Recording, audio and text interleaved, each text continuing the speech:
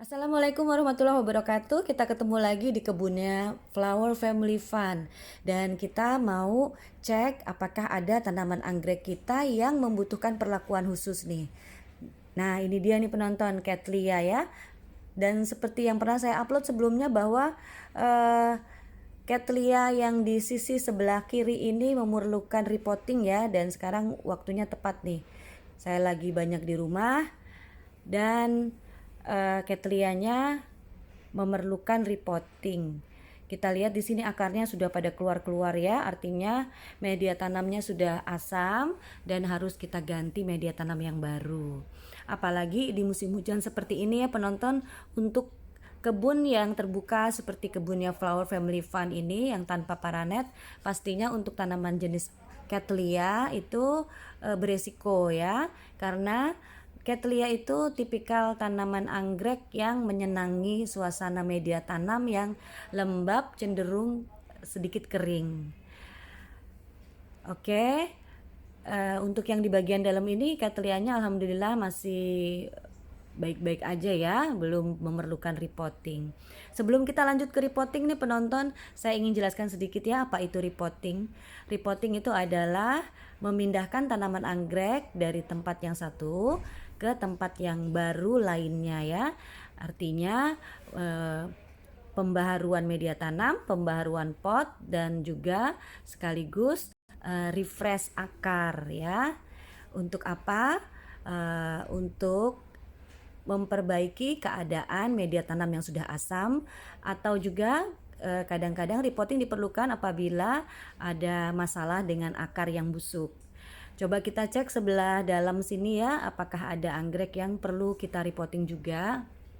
Alhamdulillah kelihatannya sebelah sini baik-baik aja nih penonton, karena memang sebelah kiri ini dinaungi oleh kanopi ya penonton, jadi bebas dari paparan hujan dan matahari. Oke, gimana saya merepotting? Disimak ya penonton, dan jangan lupa subscribe, like, comment, dan share. Terima kasih penonton.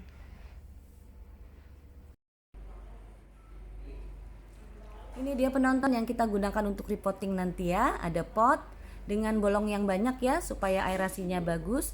Dan di sini media tanamnya adalah arang sesuai untuk Cattleya yang nggak suka basah. Tapi saya seimbangkan dengan sphagnum moss nih penonton, sedikit aja ya supaya agak sedikit lembab suasana media tanamnya. Dan di sini juga ada cairan fungisida dan bakterisida untuk merendam akar. Saya juga perlu kawat untuk merapikan pseudobulb Cattleya yang memang cenderung tumbuh berantakan ya, jadi supaya lebih cantik dan tumbuhnya bisa teratur, kita gunakan kawat sebagai bantuan. Seperti biasa kita rendam dulu supaya aman ya penonton, sekaligus melemaskan akar-akar yang melekat. Ini dia penonton, keadaan Cattleya setelah kita rendam dan kita keluarkan dari pot yang lama.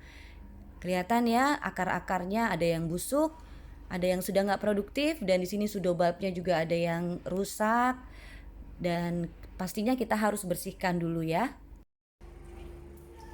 Nah ini dia penonton, Cattleya-nya sudah kita bersihkan dari akar-akar yang nggak produktif, dari pseudobulb yang rusak, dan sekarang kelihatan ya akarnya itu tumbuh nggak balance nih, hanya di satu sisi ya, sebelah kiri aja, dan sisi sebelah kanannya ini kelihatannya sudah pada mati ya akarnya.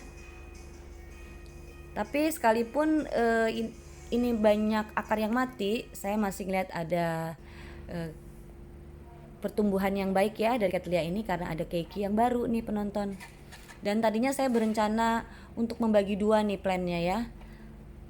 Nah yang sebelah ini nih tadinya mau saya potong nih penonton ya, supaya jadi dua tanaman Cattleya. Tapi sehubungan dengan akar yang sebelah sini nggak ada, saya batal deh jadinya ya.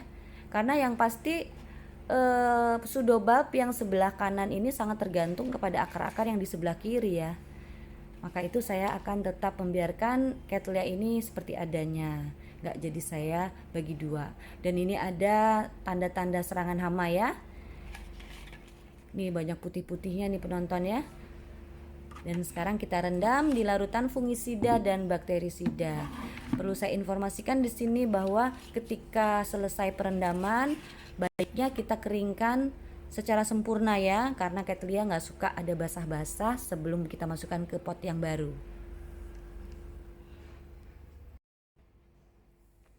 Sekarang kita sedang mengeringkan si Cattleya kita yang sudah kita rendam di dalam larutan fungisida dan bakterisida. Sementara kita mengeringkan plant kita ini, kita siapkan dulu ya media tanamnya. Untuk memenuhi pot ini cukup 3/4 bagian aja ya penonton, karena tipikal dari akar-akar anggrek apapun jenisnya itu nggak suka terlalu dipendam di dalam media tanam. Jadi udara itu sangat mempengaruhi ya pertumbuhan dari akar. Untuk Cattleya di sini saya lebih menekankan kepada penempatan yang proporsional. Maksudnya adalah kita memperhatikan dulu ya jalur tumbuh dari pseudobulb yang baru, untuk kemudian kita sesuaikan tempatnya di potnya ya. Nah ini kelihatannya ini keiki yang baru ini saya akan arahkan ke tengah seperti ini ya penonton. Jadi sehingga nanti kalau misalnya tumbuh membesar dia mempunyai banyak ruang ya. Kalau kita lebih mepet ke arah dinding pot pasti nanti pertumbuhannya akan terhambat oleh dinding potnya ya. Nah ini dia sudah saya kawatin juga sekalian nih penonton. Di sini saya perlu 2 layer kawat nih ya. Yang pertama ini saya arahkan untuk menempelkan pseudobulb ke pinggir pot atau ke dinding pot ya. Itu yang pertama. Terus yang kedua saya arahkan kawatnya untuk melingkari plantnya ya, supaya tumbuhnya itu di dalam jalur kawat. Karena biasanya kalau Cattleya nggak kita arahkan dengan bantuan kawat, dia akan ke segala arah ya tumbuhnya pseudobulb itu. Jadi di sini saya tekankan lagi bahwa kita harus memperhatikan jalur tumbuh pseudobulb yang baru.